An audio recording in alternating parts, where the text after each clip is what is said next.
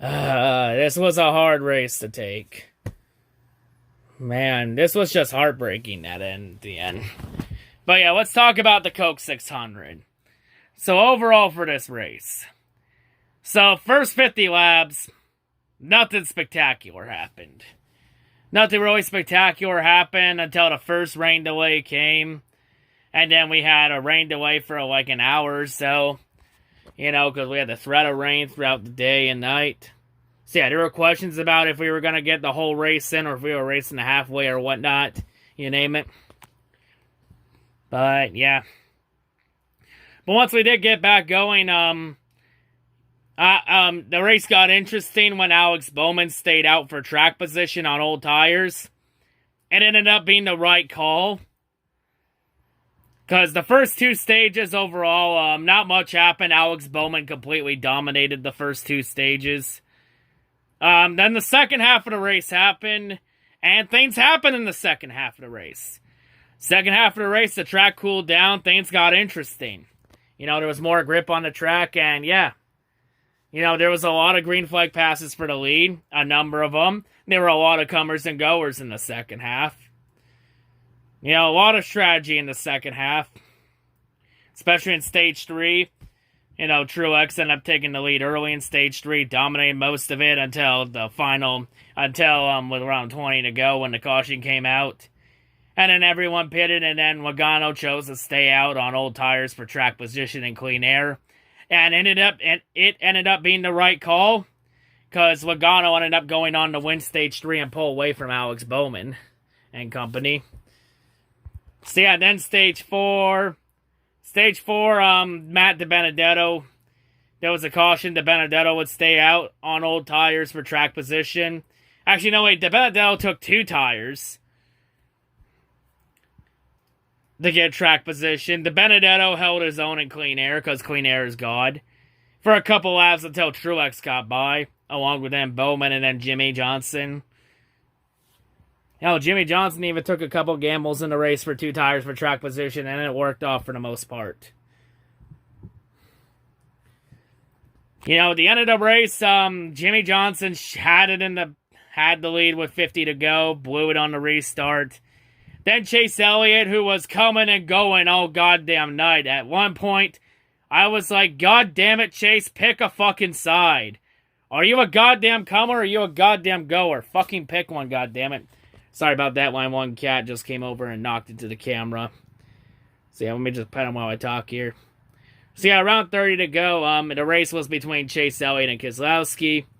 Chase Elliott got the lead from Keselowski. And then when it looked like Chase Elliott was going to cruise to the win, get redemption for what happened Wednesday night when Chase got fucked over out of the win. And then 3 to go, the caution came out for William Byron blowing a flat tire and trying to ride it out on it. Just when Chase Elliott had it in the bag, something like this happens. This happens almost every time Chase Elliott's in the lead. Every time Chase Elliott has a race in the bag. Shit like cautions like this, untimely cautions always cost him. Like, oh my god. Can Chase Elliott catch a fucking break this year? God damn. And then the final round of pit stops happened before overtime. When everyone chose to stay out and then Chase Elliott chose to pit for 4 tires. While the top 8 stayed out on old tires. Including Keselowski and Jimmy Johnson.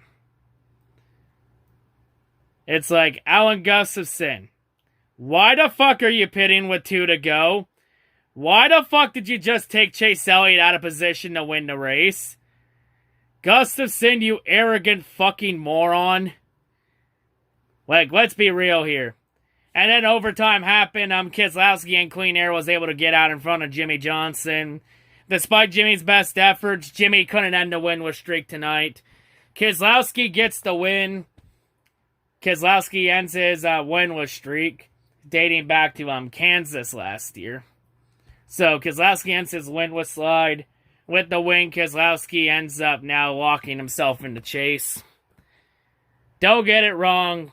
I still think this is Keselowski's last year at Penske. I think Keselowski's leaving at the end of the year. So yeah. So yeah, another race Chase Elliott should have won that was lost.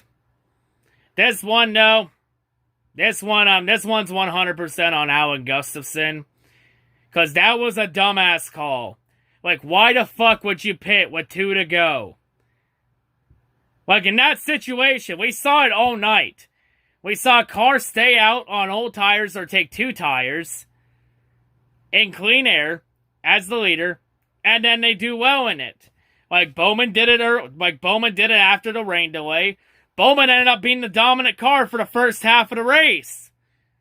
Logano stayed out on old tires, and he ended up winning stage 3. De Benedetto stayed out on 2 tires. He held his own for 5-10 laps? It's like, seriously. Staying out in the lead in clean air on old tires has worked. Why would you not do that? Like, Gustafson always keeps making this mistake and not take track position. Always have some pit. Like, god damn it, Cliff Daniels made a better call with Jimmy Johnson than Gustafson did. Like Cliff Daniels hasn't even had a full year. This is pretty much Cliff Daniels' rookie season as a crew chief. And he's making better calls than Alan Gustafson. And Alan Gustafson's been with this in the sport for almost 15 years? And Gustafson's having a rookie crew chief make better calls than him. Like goddamn Greg Ives, Bowman's crew chief. Ives has been on the 88 pick bot since 2015 when Letarte retired. And Greg Ives has made a better call. Because Bowman also stayed out too. Like Ives, who has less experience than Gustafson, is making better calls than Gustafson. It's like, seriously, Alan, run the race right. Run it and run it right. Like, god damn. Every fucking time Chase Elliott's in a position like this with the race in the bag. Late caution comes out. Allen has Chase Elliott give up track position to get 4 fresh tires, and it knocks Chase out of position to win. Like this year, Chase Elliott should have 4 wins this year. Like Chase Elliott should have won Vegas. Foul stem got knocked off his tire and it caused Chase to get a flat tire. Chase should have won Phoenix. He had a dominant car at Phoenix. Pit crew blew it. Had a couple bad pit stops and knocked Chase out of position. Darlington, he should have won Darlington Wednesday. And then Chase, and we all know what happened. Chase got fucked over. And tonight, Coke 600, Chase had the race in the bag. Chase was doing everything in his power. Late caution comes out. Gustafson has Chase Elliott pit and give up track position. I'll give Chase kudos to fight back and finish 3rd. Solid points day, nothing really to complain about, but still. 3rd, that's still not good enough. Especially when you should have won the race. I'll say this about Hendrick tonight. Hendrick Motorsports has the speed and they have the cars to contend and win races. It's just Hendrick Motorsports this year. Hendrick has to find a way to finish. They just can't finish a race. They just got to find ways to finish races, plain and simple. But overall, for Gustafson, yeah, I blame Gustafson for this loss. Chase should have stayed out and take the track position. I'm going to say it here. I think it's time that we separate Chase Elliott and Alan Gustafson. Because I've been looking at it the last couple years. I'm going to say it here, folks. My honest opinion, I think Alan Gustafson is holding Chase Elliott back. Because Alan's made this type of call every time with Chase Elliott. Alan Gustafson even made this type of call with Jeff Gordon when Jeff Gordon was his driver. In the 24. I think he's even done this before with Kyle Busch when Kyle was driving the 5 car. And he's even done this a couple times with Mark Martin when Mark was driving the 5.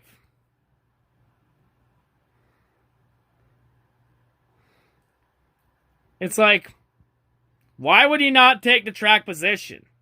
Take the track position. It worked all night for other drivers that were in clean air, because clean air is God. Like, seriously, run the race right. Fuck me. But yeah, I think, honestly, I want to start a petition and have Chase and have Chad Knaus become the crew chief for the 9 car. Because every time Chad Knaus was in this situation with Jimmy Johnson, you know what Chad's mostly done? Chad's had Jimmy stay out. And Jimmy's won races that way. Like, you put Chad Knaus in that situation with Chase Elliott, Chase would stay out. And Chase would win. I'm going to say it here. Make Chad Knaus the crew chief for the 9 car and move Alan Gustafson to the 24 with William Byron. Because Chad Knaus will never make that kind of mistake. Like, Gustafson blew it for Chase tonight. Chase had this race in the bag and Gustafson blew it. All I say is to the Kyle Busch sexuals, you all got lucky tonight. Because if Chase won, you would have had no mercy for the victory lap tonight. You Busch sexuals are easily the luckiest sons of a bitches alive tonight. And oh, by the way, Chase Elliott still finished better than Kyle Busch tonight. Despite that. I'm honestly surprised Kyle Busch didn't stay out. I thought he would have for sure stayed out and take the track position. But yeah. And also, I want to show on the screen what happened after the race. You know, when Chase Elliott got out of his car and then Kyle Busch came over. Yeah, this is social distancing at its finest. NASCAR, if you're going to enforce your social distancing guidelines, then you are doing a poor job of it. Straight up, you're doing a terrible job of enforcing social distancing. Because you can look at this photo. There is no way in hell that is 6 feet apart. Hell, NASCAR even made this mistake Wednesday, where social distancing was enforced poorly. Because a lot of Chase Elliott's pit crew guys that were sitting on the wall with that one Kyle Busch pit crew guy, forget the guy's last name, I think it was like a Jones guy. And then the one Chase Elliott crew guy goes over to the Kyle Busch pit guy, gives him a shoulder massage. Yeah, and they were nowhere close to 6 feet apart from each other on the wall. And then when Alan Gustafson confronted Kyle Busch last Wednesday, yeah, there's no way you could convince me that Gustafson and Kyle Busch were both 6 feet apart during that confrontation Wednesday night. And guess what? NASCAR said they were gonna fine anyone that disobeyed these social distancing guidelines, and that NASCAR was going to enforce them if they were violated. And you want to know what happened to everyone that disobeyed it Wednesday night? You know what they all got? Absolutely nothing. Like NASCAR poorly enforcing their rules. Where have we seen this before? But yeah, somehow in all of this, I knew this was going to be enforced poorly. I knew this was going to happen.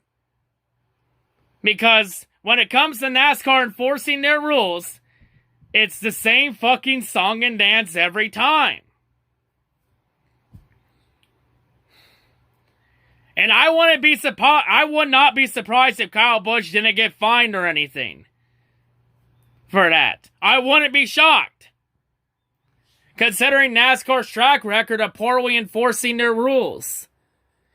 It's like NASCAR, if you're not going to enforce your social distancing guidelines, then what's the point of having social distancing to begin with? Seems fucking pointless at this point. Like, if you're not going to enforce it, then you may as well have full fans in the crowd at this point. Straight up. If you're actually going to back up your fucking word, at least actually fucking do it and not be full of shit. God damn. And oh, by the way, for Kyle Busch's kiss-ass attempt, I'm not buying that bullshit still.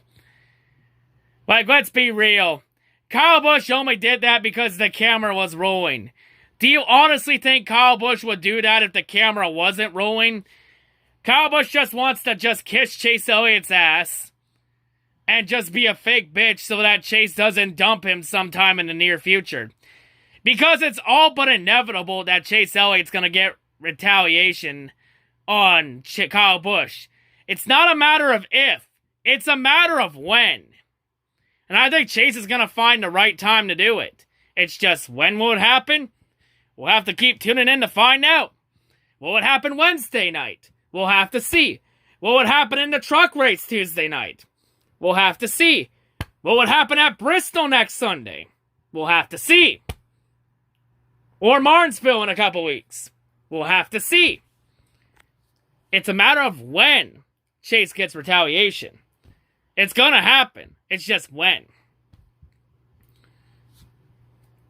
But yeah, Kyle Busch only did that because the camera was rolling and they knew that Chase Elliott was gonna have the camera on him after that.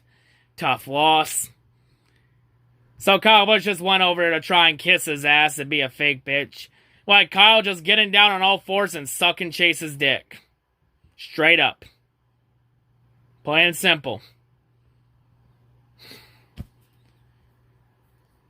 So once again, Kyle Busch tried to treat that like it's all about him.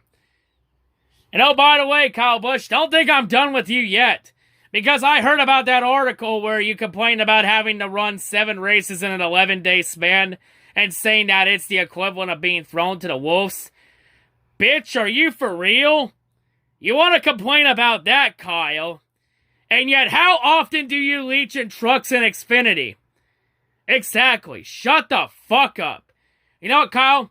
To end this review off, I'm going to show the clip here, of course, to perfectly sum up what everyone wants to say about you, Kyle. But yeah, overall for this race, first half, not much really happened. Second half was actually pretty entertaining to watch. It's just heartbreaking to watch Chase Elliott lose another race like that. And then Jimmy Johnson fall short. And the winless streak continue. I mean, Jimmy and Chase, and, Henrik had a really solid run going tonight. With all 4 cars running in the top 10 most of the night. And then only 2 in the top 5, and then Bowman had issues on the restart. And then Byron with the blown tire. It's just tough. But hey, congrats to Keselowski. But yeah, overall for race rating, 6 out of 10 for me. It was a pretty solid race. It was a solid race overall, especially in the second half. Second half was really good. But yeah, anyway, that's all I gotta say for this. Hope everyone's a great day, and yeah. Peace out, and Kyle Busch, this is what I have to think about your antics. Enough from the clown!